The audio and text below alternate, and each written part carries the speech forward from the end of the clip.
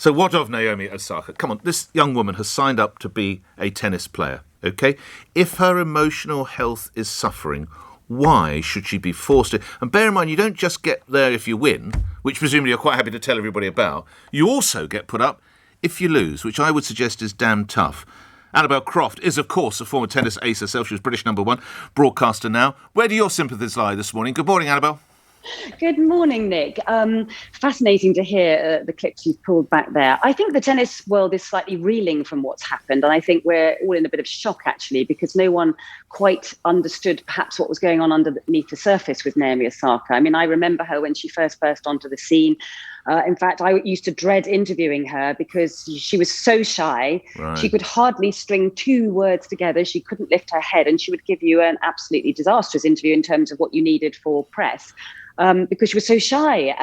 So I think she is a little bit of an introvert. But having said that, as you've just mentioned, she's gone on to win 4 Grand Slam titles. She's amassed over almost $20 million in prize money, much more than that off the court. And she had become one of the most engaging, most fun, most quirky, really brilliant interviews in those press conferences. And I felt that she was starting to really come to terms with the press and had really got a voice. You remember last year at the US Open, she wore a different mask for Black Lives Matter every day. And not only coping with that pressure and that voice for a cause, she won the tournament. So I think everyone's a bit surprised and taken aback by what we didn't understand behind the scenes. But as you well know, Nick, when you want to promote a sport, and Billie Jean King fought so hard back in the 70s to get women's tennis on the map, and she always encouraged young players, take every opportunity you can. We need the media to grow our sport. This has kind of put a bit of a full stop and asked a lot of questions, and it has opened it up to debate. And I would go further and say women's sport generally, it's crying out for more airtime, more interviews, more media, more column inches. So it's sort of asked, it's just a very, very difficult situation. It's unprecedented what's happened. Explain to listeners, Annabel, what are the commitments when you play at somewhere such as Wimbledon? You know going in, do you, that win or lose, you're on parade? Yep.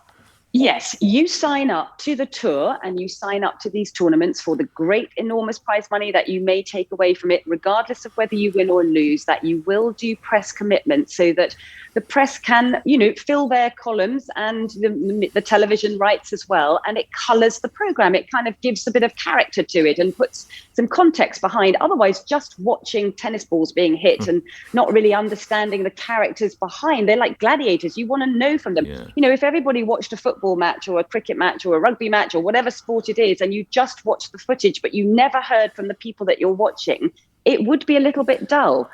So, you sign up to it and you have a commitment to that. So I sort of feel a little bit with Naomi, now I think she's obviously done the right thing by pulling out, but she probably needs to be helped along in terms of being able to do these interviews and not to feel like the press and the media are her enemy. Do you think other stars might follow her lead now within the tennis world? Well, that's the problem, isn't it? You can't have a situation where no one speaks to the press. Otherwise, you just won't have a tour. You won't be able to hold these tournaments and there won't be any prize money, or you might be able to hold them, but no one will be really watching on TV or at all interested in what's happening. So, I interviewed, it wasn't even for broadcast, actually. It was a chat with Roger Federer a few years ago where I had to interview him every day. He's always been an incredible communicator. And I said to him, how do you manage all these interviews and to be able to get through them so well? And he said, you know what, I was so lucky when I was 18 that I was taught never treat the media as my enemy. They are a bridge to my fans. And every time I'm speaking, regardless of who the interviewer is,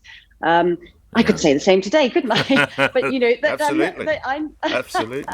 That I'm talking to, that he said I'm talking to my fans every time I'm interviewed. And I think we need to understand, respect where Naomi is at, but also get her to a point where she understands the context of what sport is and where it fits in the whole jigsaw puzzle. And I would absolutely love to take her and shadow me, because I've been on both sides. I've been in tears in press conferences, but I've also been on the other side getting nervous about what sort of questions to ask, to be honest.